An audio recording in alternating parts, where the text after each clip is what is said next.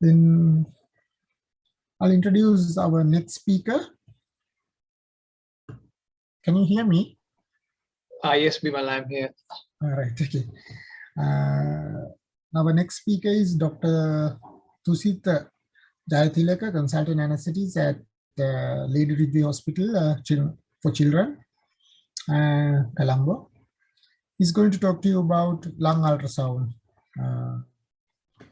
Over to you, Tusita. Yeah, can you hear me, Bimal? Yes, I can hear you and I can see your slides as well. Thank you. So let's talk about lung ultrasound. This is actually some of the basics of the lung ultrasound. So first, I would like to tell you what I'm going to discuss here today. So first, we'll have a look what the normal appearance of the lung is. And then we'll talk about some of the pathologies in the lung. And finally, if time allows, we'll talk about something about the airway as well. So when we try to understanding the lung ultrasound, we know that lung is something filled with air. So now we have to apply our knowledge about physics and how the ultrasound will behave when it tries to penetrate through a space that is filled with air. So we can assume the validity of this statement is as true. That is, the air is a kind of disruption or an enemy to the ultrasound, because it finds very difficult to penetrate through a medium into the air. So for example, when the ultrasonic beam tries to penetrate through the soft tissue into the pleura, up to that point, the ultrasound waves can travel relatively easier. But when it tries to hit that interface between this soft tissue and the air, it finds it very difficult to penetrate that interface. So that's why we call lung ultrasound is something different because of its own nature of having an air-filled structure. So then, if the ultrasound cannot be ultrasound cannot penetrate into the lung tissues, then how can we interpret the images that we are going to get? Is that we are going to discuss today. So as I told you earlier, this interface between the lung and the soft tissue at the level of pleura, it reflects the ultrasound, so it acts as a mirror. So everything that we see on the screen when we are doing the lung ultrasound is actually the pleura, and rest of it beneath, everything beneath the pleura are artifacts. So we are going to interpret our artifacts to get some idea what's happening inside the lung. But mind that this is in the normal lung. When the lung has some pathologies like in pulmonary edema or consolidation, the architecture inside the lung changes. So sometimes it might allow some of the ultrasonic beams to traverse in. So then at that point, the pictures that we are going to see will be different.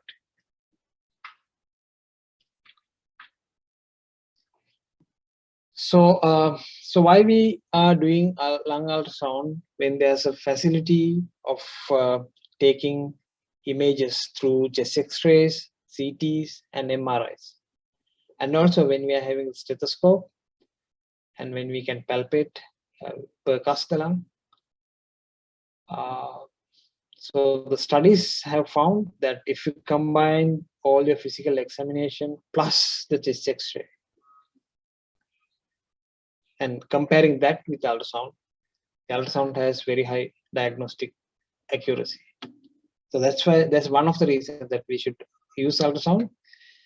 The other reasons are it's very quick that with less than 5 minutes, you can scan the lung to get an diagnosis.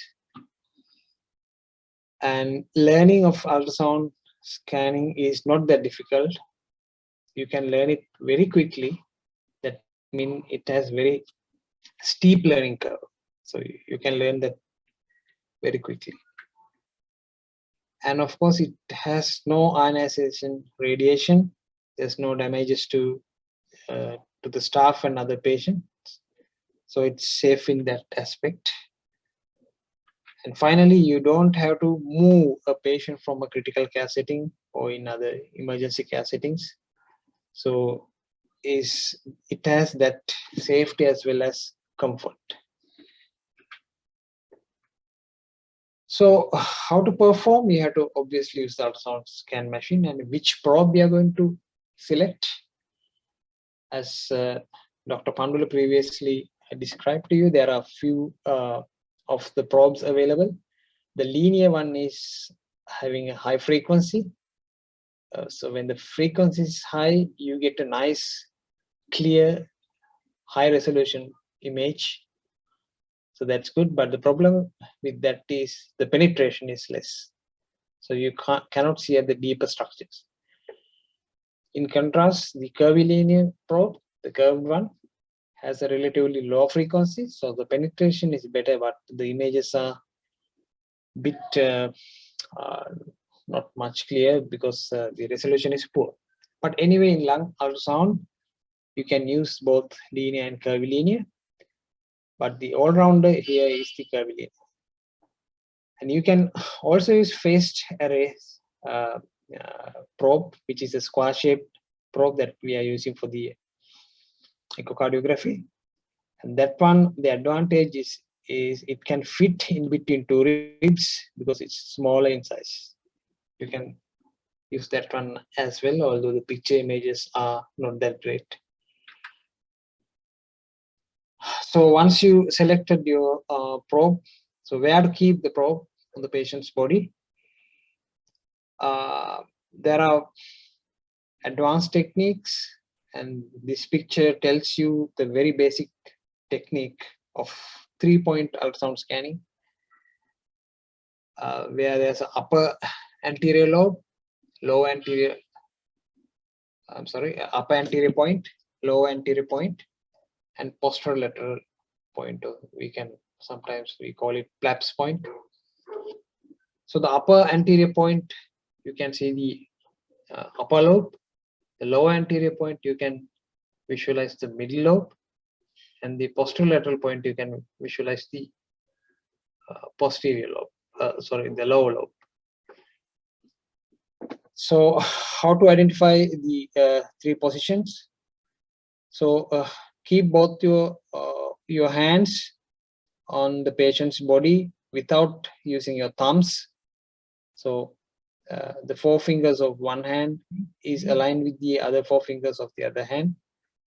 And the top hand, the upper border lies just below or in the line with the lower border of the clavicle. And the other edge of the palm is lying in the anterior axillary line. So if you place your hands like this, if I put my cursor here, this point, that is the upper hand's base of the ring and middle finger, somewhere here is the upper anterior point. And the lower anterior point is the middle of the palm of the lower hand. And finally, the posterior point is the point you have to go laterally and posteriorly from this lower anterior point, go lateral and posteriorly, where you find the lowest or the most lateral part that you can find in the patient's body. So that is your posterolateral points. So for a beginner, these 3 points are enough for you to diagnose. And you are keeping your probe always vertically. So that is your 3-point examination. So what would you see when you're doing the keeping your probe on the patient's body in between two ribs? Here you can see there are two ribs here, and so between two ribs there are muscles, and above that there are soft tissues, and just below the ribs you can see the pleura. So you will see two acoustic shadows behind the ribs. So it's like the wings of a bat. So we call this bat sign. Here you can see the radiological image, the ultrasonic image, where there are two ribs over here, and you can see here you can see the pleural lining. So that's what you will see when you keep the probe on the patient's body. So if the patient is breathing in and out, spontaneously breathing, or even mechanically ventilating, this pleura will slide. We call it lung sliding. So why it is sliding? Because we know that I'm sorry, the pleura is consisted of actually two layers, the visceral pleura and the parietal pleura. So they will slide on each other. So we can see that in the ultrasound scan, we call it lung slide. I'll show you a small video of that lung sliding. Not that one.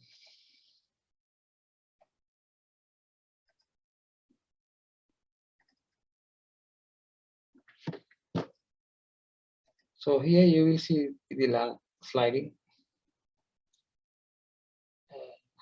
Not that one really. Yeah, here we go. So this is lung sliding. You can see how the pleura moves to one direction and then to the other direction. This happens because of lung sliding. Yeah, the two pleurae are sliding on each other. So this is lung sliding.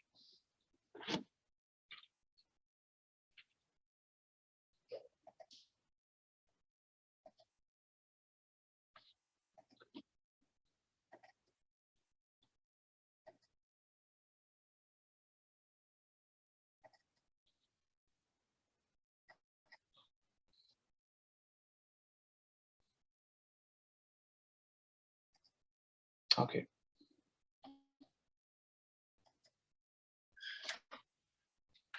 So when there's lung sliding, that means the both pleura are sliding nicely, so nothing in between the pleural layers. So that means we can rule out of pneumothorax at the point of scan, which has 100% sensitivity.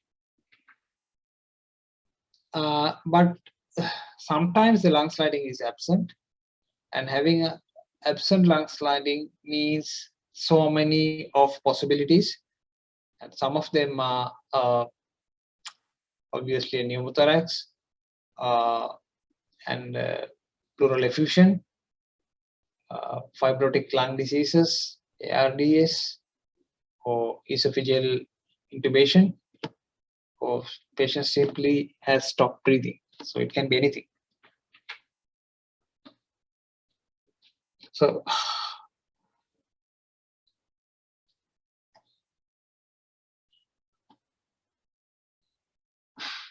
lung sliding, sometimes we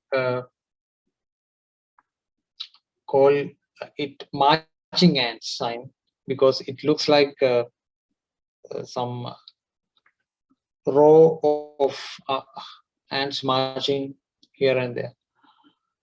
So while you are doing the while you are seeing the lung sliding, if you apply the M mode or the motion mode, which will show the ultrasonic view against the time scale, you will see something called seesaw sign in a normal lung. So this is the seesaw sign where you are looking at here in M mode, where you can see a sharp bright line that is actually a pleura. So above that line is the soft tissue or the chest wall, which is relatively immobile. So, so that's why it is appearing as straight lines, continuous straight line. But below the this pleural lining, you can see some movements. That's the movement of the pleura itself replicates when the patient breathes in and out. So it appears as sand. So top is looking like sea and the bottom is looking like sand. So we call it seashore sign, or some people call it stratosphere sign. Is found in a normal lung. So if you see that, you can safely rule out a pneumothorax in that particular area.